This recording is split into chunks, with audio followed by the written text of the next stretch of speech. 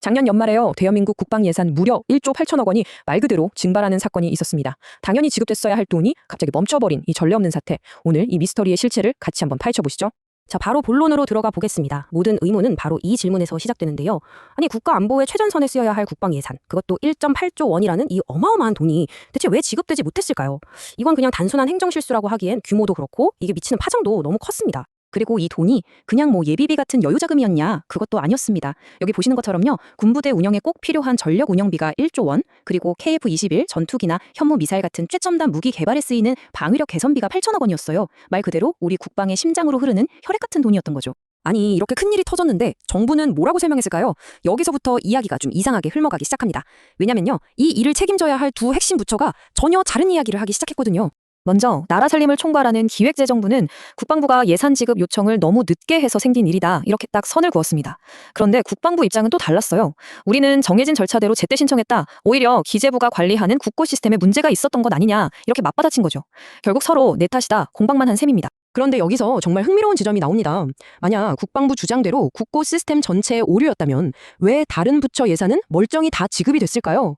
유독 국방부 예산만 딱 막혔다는 게 상식적으로는 잘 이해가 안 되잖아요. 그러니까 이 두 부처의 설명만으로는 이 미스터리가 풀리지가 않는 거예요. 늦게 신청한 것도 아니고 시스템 오류도 아니라면 남은 가능성은 딱 하나죠. 어쩌면 이게 가장 불편한 진실일 수도 있고요. 혹시 나라 국간이 정말로 텅 비었던 건 아닐까요? 결국 언론 취재를 통해 드러난 진실의 윤곽은 바로 일시적 국고 자금난이었습니다. 이게 뭐냐면요. 쉽게 말해서 연말에 여기저기서 돈 써달라는 요청은 막 쏟아지는데 막상 국고에 들어온 돈보다 나가야 할 돈이 순간적으로 더 많아지면서 자금이 바닥나버렸다는 뜻입니다. 자, 이 숫자를 보시면 당시 정부의 재정 상황이 얼마나 아슬아슬했는지 알 수 있습니다. 2023년 한 해 동안 정부가 부족한 세수를 메우려고 중앙은행인 한국은행에서 빌린 돈이 무려 164조 5천억 원입니다. 이게 역대 두 번째로 큰 규모였어요. 그만큼 나라 살림이 팍팍했다는 아주 강력한 증거죠. 근데 중요한 건요. 이게 그냥 공짜로 빌린 돈이 아니라는 겁니다. 이 어마어마한 빚 때문에 정부가 한 해 동안 이자로만 낸 돈이 자그마치 1,588억 원에 달했습니다. 결국 국민의 세금이 나라 살림을 위해 쓰이지 못하고 빚의 이자를 갚는 데 쓰인 셈입니다. 자, 그럼 이런 재정 문제가 실제로 어떤 영향을 미쳤을까요? 이건 그냥 서류상의 숫자가 아니었습니다. 우리 장병들 그리고 방위산업 현장에 직접적인 충격을 줬어요. 가장 먼저 피해를 본 사람들은 전역하고 이제 막 사회에 첫 발을 내디뎌야 할 우리 젊은 장병들이었습니다.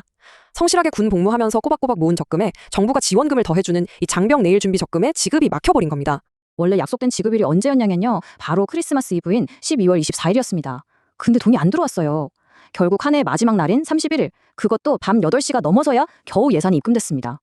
그러고 나서는 국방부 직원들이 밤 늦게까지 전역 장병들한테 일일이 전화해서 계좌번호 확인하고 수동으로 돈을 보내주는 정말 웃지 못할 소동까지 벌어졌습니다. 이 상황이 얼마나 말이 안 되는 거였냐면요. 한 베테랑 공무원의 이 한마디가 모든 걸 말해줍니다.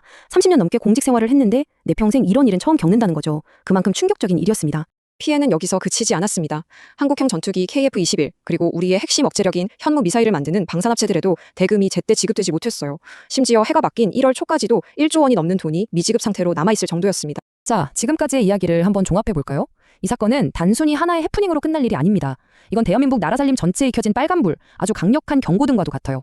당연히 정치권에서도 날선 비판이 쏟아졌는데요. 국민의힘 박성훈 의원은 다른 어떤 예산도 아니고 가장 우선시되어야 할 국방비조차 지급하지 못한 건 명백한 재정 운용의 실패라고 강하게 지적했습니다. 전문가들은 이걸 더 심각하게 보고 있습니다.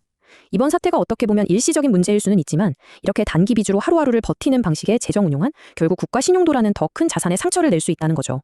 이건 정말 강력한 위험 신호입니다. 결국 우리는 이 근본적인 질문 앞에 서게 됩니다. 1조 8천억 원 국방 예산 미지급 사태, 과연 이것은 그저 스쳐 지나간 일시적인 문제일까요? 아니면 우리 경제 구조적 위험을 알리는 빙산의 일각일까요? 그 판단은 여러분의 몫입니다.